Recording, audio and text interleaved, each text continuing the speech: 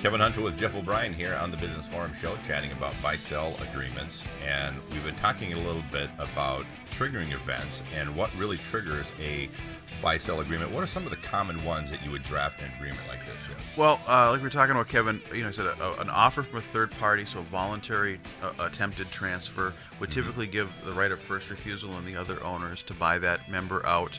An involuntary transfer, such as if your shares were the subject, it became an issue in a divorce proceeding or a bankruptcy proceeding, a buy-sell agreement would typically provide a mechanism for the company to liquidate those shares. The ex-spouse or the bankruptcy trustee would have some money to deal with in terms of handling. It would receive that, but not the shares. Death, and death is an interesting one. There's a couple different options. Death can mean nothing, meaning you can let somebody provide for getting willing their shares to somebody. You can also have a mandatory purchase on death from the company, and I always tell my clients, if you're going to do that, you need to talk to an insurance agent and get some life insurance in place on each other so that you have a way of funding that mandatory purchase, because there may not be the cash flow, or nobody wants to run to a bank to have to pull out a loan to buy out their partner. It's easier if there was life insurance involved. And then it can just be optional. It could be at the option of the deceased shareholder's estate or the surviving shareholders as to whether or not they're going to buy it. So death could be handled 3 different ways. Disability is another one that I recommend using the disability triggering event when you have all the owners working in the business. If you're owning a passive investment, like having an LLC set up to own a rental property, maybe disability is not appropriate in that sense.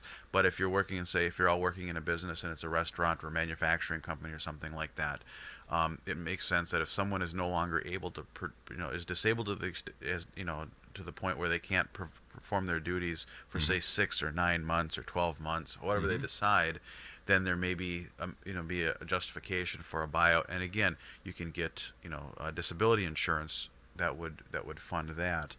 And then I have some unique ones from time to time. If it's a business, say I work with a lot of real estate teams, and they all have licenses, as a real estate broker, real estate salesperson.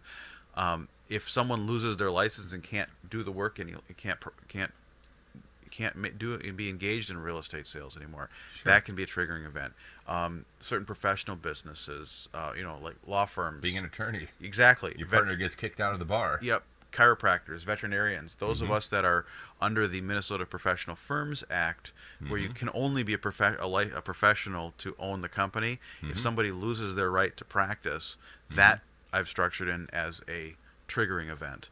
And like we mentioned in the last segment, if you've got a set of duties that you're supposed to be performing for the company and you no longer perform them, that can be written in as a triggering event. So they can be customized based on the company's needs, but the ones we mentioned just previously, those are kind of the standard ones. Well, a lot of times people will think of some of these that you just mentioned as far as disability or death or whatever.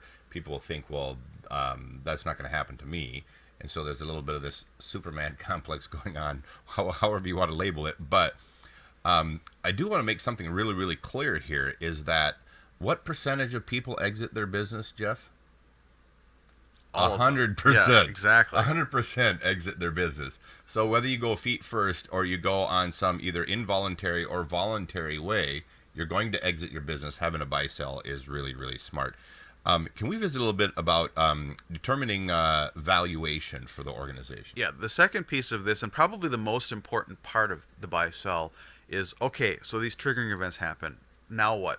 What do I get paid? What does the departing owner get paid? The departing or the departed, depending on which the triggering event, I should say. How do they get paid?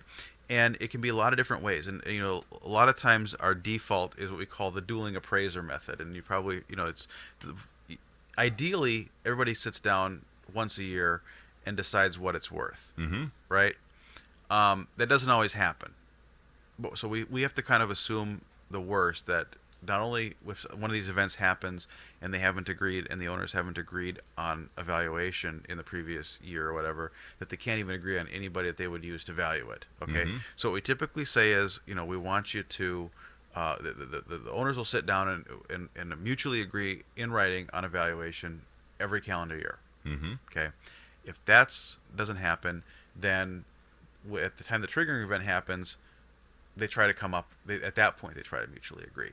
If that doesn't happen, then they try to agree on a single appraiser to give a valuation of the business and the valuation of the departing owner's interest in the business. If that doesn't happen, then both sides pick an appraiser. Those two appraisers pick another appraiser, and it's that third appraiser's appraisal that's binding. Okay, that's tricky.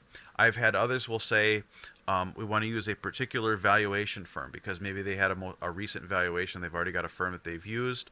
It'd be very time efficient and money efficient to just use them to update it. So that's one thing. With real estate, it could be just using a certified appraiser. They may have somebody in mind. They could have a formula. Maybe some industries have some kind of, it's a multiple of earnings. That's the way that the business is, that's kind of standard industry practice.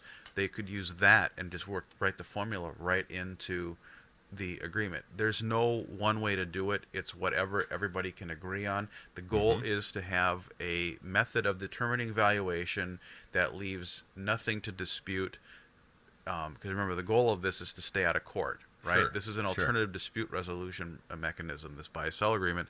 So the goal is to come up with something that clearly defines how it's determined, and you can. So if one of these triggering events happens, you can quickly make the determination, have the closing, and be done.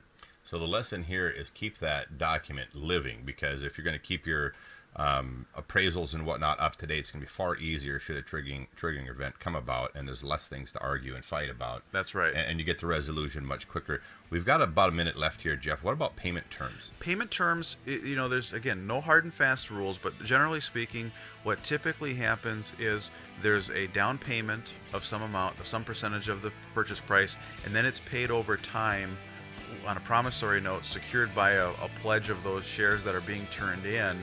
And if you're talking about death, if there's insurance proceeds available, those would be applied first, and then you'd run through with the installment payments for the balance.